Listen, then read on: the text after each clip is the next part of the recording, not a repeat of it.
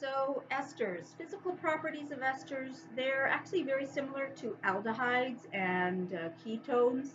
Um, they can't do any intermolecular hydrogen bonding because there's no H bonded to an oxygen directly. So their boiling point is going to be lower than those of the carboxylic acids and the alcohols. So boiling point is one thing. Solubility, because of the lone pairs on the oxygens, they can do a little bit of hydrogen bonding with water. So short esters could be soluble in water, but then the minute you add in a whole bunch of carbons, the solubility goes down. So those are the two things that we always talk about with physical properties, boiling point and solubility. We've covered that. Now let's talk about chemical reactions of esters. Hydrolysis. The term hydrolysis means to break apart, to lyse with a molecule of water. All right, so we're going to do acid hydrolysis of esters. So if you have an ester, so let's say this is your ester. Let's name the ester. You see that this is a methyl group, and then this would be the ethanoate. So this is methyl ethanoate. Okay, methyl ethanoate. All right, you're going to add a molecule of water. Remember, water is HOH, and you're going to have an acid catalyst. You cannot hydrolyze this without some acid catalyst. All right, a little bit of heat, and what's going to happen? Think of this right here breaking. The H goes to the alcohol, the OH goes to the carbonyl. So you end up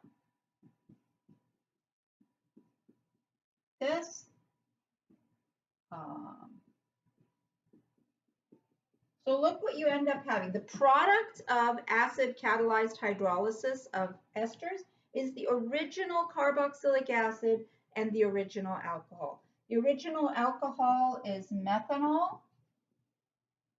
The original carboxylic acid is ethanoic acid. Let's go ahead and write down the common names of the ester, the alcohol, and the carboxylic acid. Methyl ethanoate, if you're doing common name, I'm going to write the common name in red. Methyl ethanoate would be methyl acetate. All right, that's the common name of this ester. When you hydrolyze it, you get the original acid and the original alcohol. This is acetic acid. That's the common name. And this is methyl alcohol.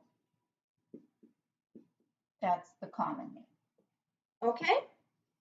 All right, so that is one key reaction of esters, is that you can have an ester and you can hydrolyze it with an acid catalyst, and you end up with the original carboxylic acid and the original alcohol that were used to synthesize. Remember, in our previous video, we said esterification reaction, which is synthesis of esters. You need a carboxylic acid and an alcohol, remove a molecule of water, and you end up with the ester. Well, acid hydrolysis of esters is the exact reverse of esterification.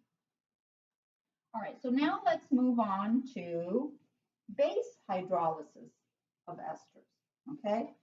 And base hydrolysis of esters is what we call saponification. All right, base hydrolysis of esters, saponification. The term saponification means the making of soap. So when you hydrolyze an ester, you can potentially make soap. And in fact, later on, when we're talking about lipids, in the lipid chapter later on, we are going to be making soap, saponification. You know, those triglycerides we're going to be talking about in the lipid chapter, those are all esters. So when we base hydrolyze those triglycerides, we end up with soaps. And we'll talk about all of that in a few more videos here. Not quite yet. But right now, let's go back to this. So let's have our ester. Let's just use the same ester we had earlier. I'm just going to flip it around this way just so that you realize that either way, it's the same ester. I could put it this way. I could flip it this way. It's the exact same ester. You name the alkyl group that was the original alcohol, and then you name the carboxylic acid as a carboxylate ion and put in that suffix ate. So this is methyl ethanoate, or the common name, like we did earlier, methyl acetate. Okay, I'm going to throw in a base. You could use sodium hydroxide, you could use potassium hydroxide.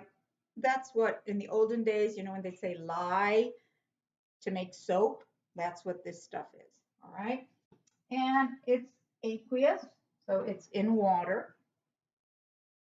And we're going to break the bond. Now, this is where it gets a little different here. So you have to think of this bond right here breaking and the OH coming over here. So you end up with CH3OH. And then you have a carboxylate ion, just like we saw with the carboxylics. Remember when they donated the protons? So this is actually a two-step process. I'm not going to show you both steps, but I'm going to show you the final result. So what you guys need to know is that you take that ester, you break it right here, you turn this into an ion, a carboxylate ion. Make sure you can see this. And then your sodium ion comes like over here. So different than acid hydrolysis. Base hydrolysis, you end up with an alcohol, which is the same as with the acid hydrolysis. But now look what we have. We have a salt. Instead of having the original carboxylic acid, we have a carboxylate salt. And this is going to be called sodium ethanoate. Or if you're working on the common name, this is sodium acetate. Okay, so those are the two main reactions of esters. Hydrolysis of esters with an acid catalyst gives you the original carboxylic acid and the original alcohol. Base hydrolysis of esters, which is also called saponification, gives you the original alcohol and then this salt. It's a carboxylate salt. All right, so this is a carboxylate salt. Why is it a salt? Because it's an ionic compound with a cation and an anion.